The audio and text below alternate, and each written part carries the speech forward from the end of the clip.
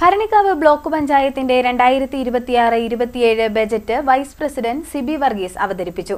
അവയവദാനത്തിലൂടെ ശ്രദ്ധിക്കപ്പെട്ട കുരുന്ന് ആലിനോടുള്ള ആദരസൂചകമായി ബാലസൗഹൃദ ബ്ലോക്ക് പഞ്ചായത്തായി മാറുന്നതിനുള്ള വിവിധ പദ്ധതികൾ അംഗനവാടികളിലും സ്കൂളുകളിലും നടപ്പാക്കുന്നതിനുള്ള തുക ബജറ്റിൽ വകയിരുത്തി. ഭരണിക്കാവ് ബ്ലോക്ക് പഞ്ചായത്തിന്റെ 2026-2027 budget vice president Sibi Varghese അവതരിപ്പിച്ചു. അവയവദാനത്തിലൂടെ രാജ്യത്തിന് തന്നെ മാതൃകയായ കുരുന്ന് ആലിനോടുള്ള ആദരസൂചകമായി ബാലസൗഹൃദ ബ്ലോക്ക് പഞ്ചായത്തായി മാറ്റുന്നതിനുള്ള വിവിധ പദ്ധതികൾ ബജറ്റിൽ ഉൾപ്പെടുത്തി. അംഗൻവാടികളിലും സ്കൂളുകളിലും പദ്ധതികൾ നടപ്പാക്കുന്നതിനുള്ള തുക ബജറ്റിൽ വകയിരുത്തി. പ്രസിഡന്റ് സി അനു അധ്യക്ഷത വഹിച്ചു. ജില്ലാ പഞ്ചായത്ത് അംഗം ഡി അംബുജാക്ഷി, സ്റ്റാൻഡിംഗ് കമ്മിറ്റി അംഗങ്ങളായ Ramakrishnan, Swapna Suresh, D Rohini, secretary C V Ajayakumar തുടങ്ങിയവർ പങ്കെടുത്തു. ക്ഷേമ പ്രവർത്തനങ്ങൾക്ക് പരമാവധി മുൻതൂക്കം നൽകിക്കൊണ്ട് നാടിന്റെ പുരോഗതിയിലേക്കുള്ള ഒരു മാർഗരേഖയായി ഈ ബഡ്ജറ്റ് മാറുമെന്നുള്ള പ്രതീക്ഷയാണുള്ളത്. ബഹുമാന്യായ പ്രസിഡന്റിന്റെ ആമുഖ സന്ദേശത്തിൽ സൂചിപ്പിച്ചിരിക്കുന്നത് പോലെ ഇക്കഴിഞ്ഞ സംസ്ഥാന ബഡ്ജറ്റ് പ്രാദേശിക സർക്കാരുകൾക്ക് വലിയ പിന്തുണയാണ് നൽകിയിട്ടുള്ളത്. 62 ലക്ഷം മനുഷ്യർക്ക് പ്രതിമാസം ക്ഷേമ പെൻഷൻ ലഭ്യമാകുന്ന, 32 ലക്ഷം വീട്ടമ്മമാർക്ക് സ്ത്രീ സുരക്ഷാ പെൻഷൻ ലഭ്യമാകുന്ന കേരളത്തിലാണ് നാം ജീവിക്കുന്നത് എന്നതിൽ ഏറെ അഭിമാനിക്കുന്നവരാണ് നാം എല്ലാവരും. ഈ നാടിനെ വർഗീയമായി ധ്രുവീകരിക്കാൻ ശ്രമിക്കുന്ന എല്ലാ ശക്തികൾക്കെതിരെയും പോരാടിയാണ് മതേതര കേരളത്തെ നാം സൃഷ്ടിച്ചത്.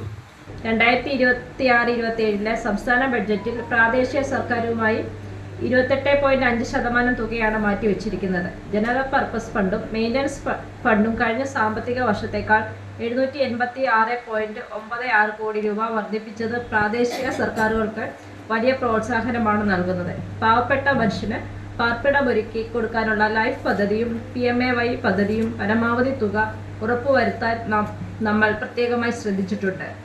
ബാലസൗഹൃദ ബ്ലോക്ക് പഞ്ചായത്തായി നമ്മുടെ ബ്ലോക്കിനെ മാറ്റാനുള്ള പ്രഖ്യാപനങ്ങൾക്ക് ബഡ്ജറ്റിൽ ഊന്നൽ നൽകിയിട്ടുണ്ട്. പാർപ്പിടം, ബാലസൗഹൃദം, കൃഷി, വ്യവസായം, പട്ടികജാതി വികസനം, ക്ഷീരമേഖല, ശുചിത്വം, പൊതുജലസ്രോതസ്സുകൾ സംരക്ഷണം, മറ്റ് പശ്ചാത്തല മേഖലയിലെ വികസനം തുടങ്ങിയ എല്ലാ മേഖലകൾക്കും ഈ ബഡ്ജറ്റിൽ ഫണ്ട് വകയിരുത്തിയിട്ടുണ്ട്. 17,90,90,404 കോടി രൂപ വരവും 16,03,36,675 കോടി രൂപ ചെലവും പ്രതീക്ഷിക്കുന്ന ബജറ്റാണ് അവതരിപ്പിച്ചത്. PMAY പദ്ധതികളിൽ ഉൾപ്പെട്ടിട്ടുള്ള ഭവനങ്ങൾ പൂർത്തീകരിക്കുന്നതിന് കാര്യമായ തുക വകയിരുത്തിയിട്ടുണ്ട്. ഭിന്നശേഷി കുട്ടികൾക്കും പകൽ വീടുകൾക്കും ബഡ് സ്കൂളുകൾക്കും ബജറ്റിൽ പ്രാധാന്യം നൽകിയിരിക്കുന്നു.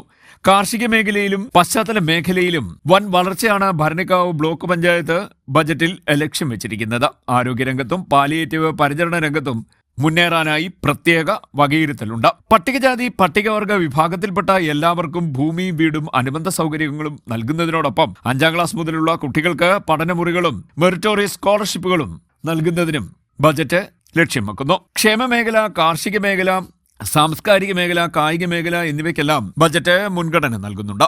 CDNet news, Charummood.